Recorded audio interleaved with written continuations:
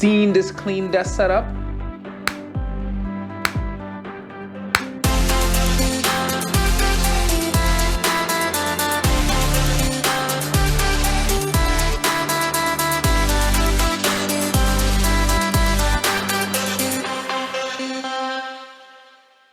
I hope you guys enjoyed that little intro, and it is 2021. We are knee deep in working from home and creating from home for us creators.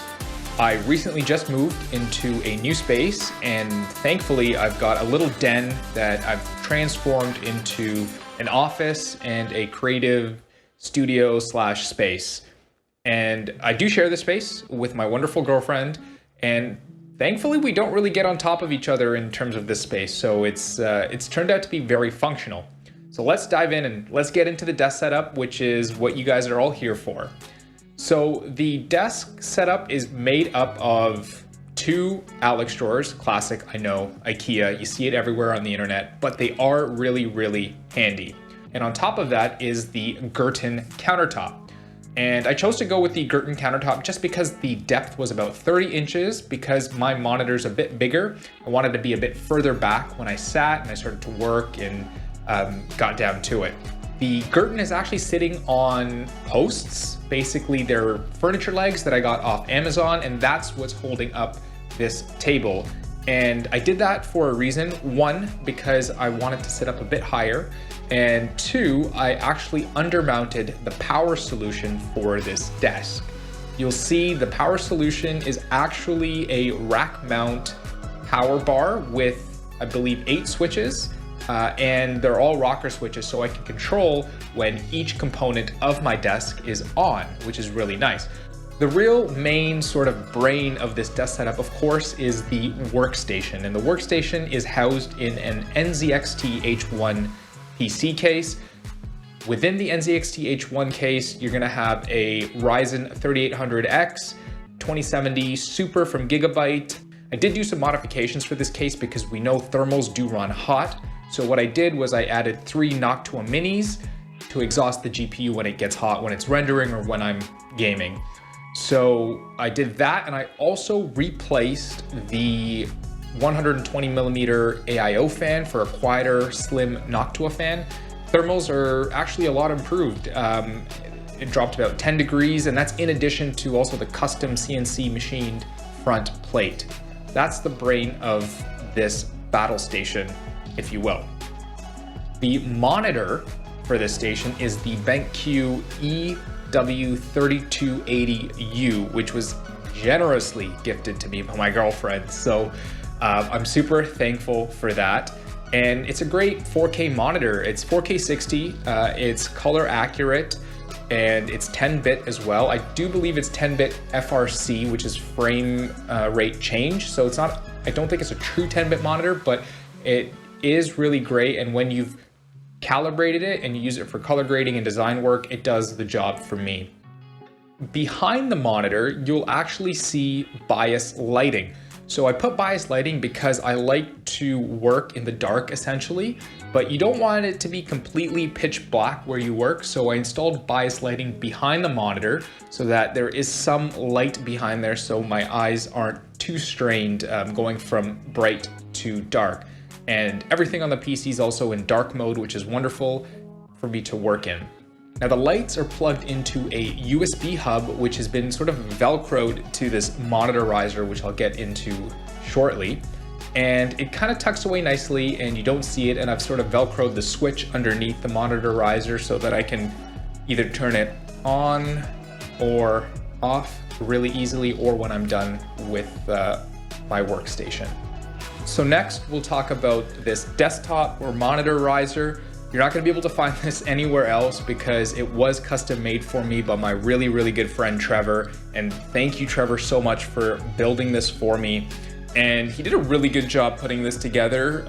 There's custom cubby holes, but if you get a shot of the top, maybe I have a shot of it that I can grab and show you guys. It really matches the desk because the Girton desktop is sort of these sort of strips of wood that are kind of glued together, and the desktop also kind of emulates that same pattern. So it looks really seamless sitting on top here, and it doesn't break sort of the visual flow of the desk and the aesthetic of the desk, which is really great. So thank you so much, Trevor, for putting this together for me. I'm super thrilled with it.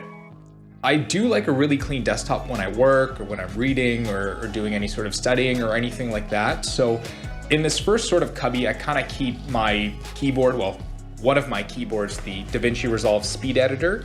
And I use this all the time when I'm cutting together interviews or I've got to do quick edits or multicam sequences. Really handy.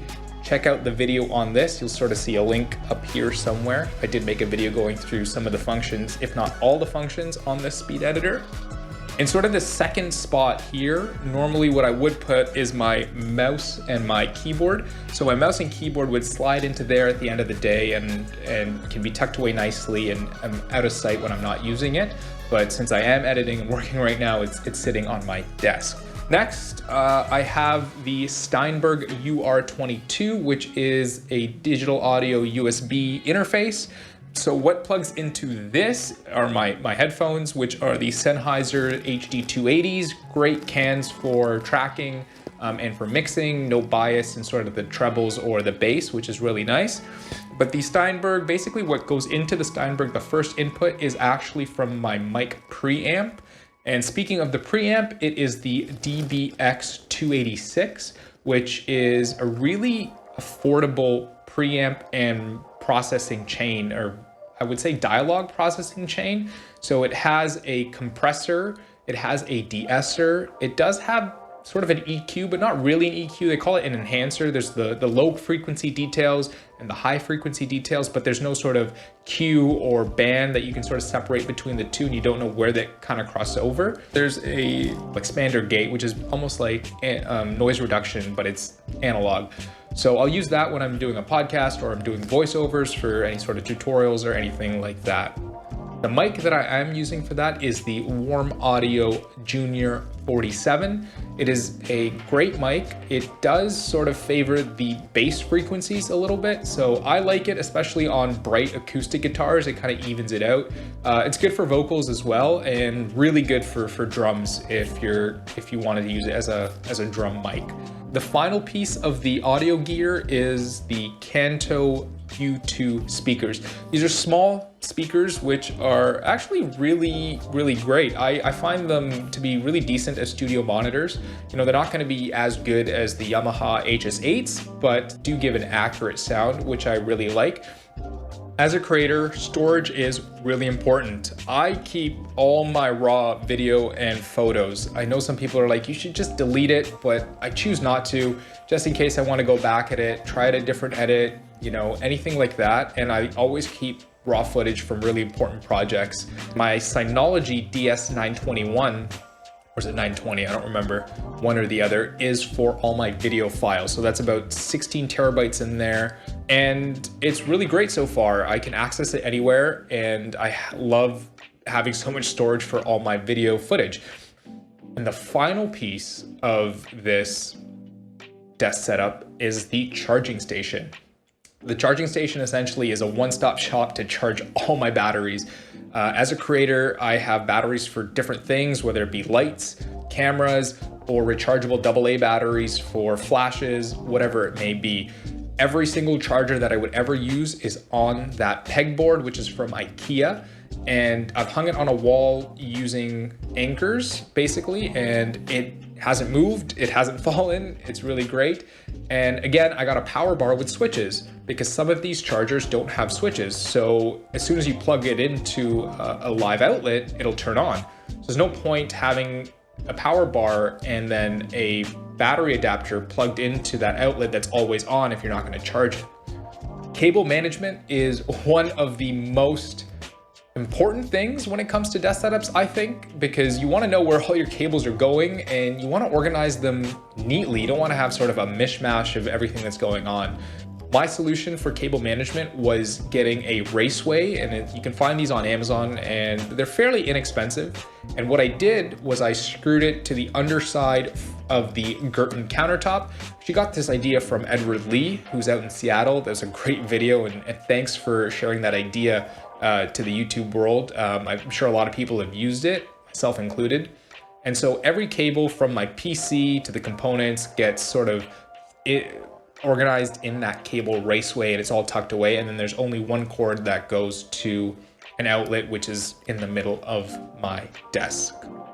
I hope you guys enjoyed this desk setup. Maybe you took some ideas from here that you can make your own and incorporate into your own desk setup.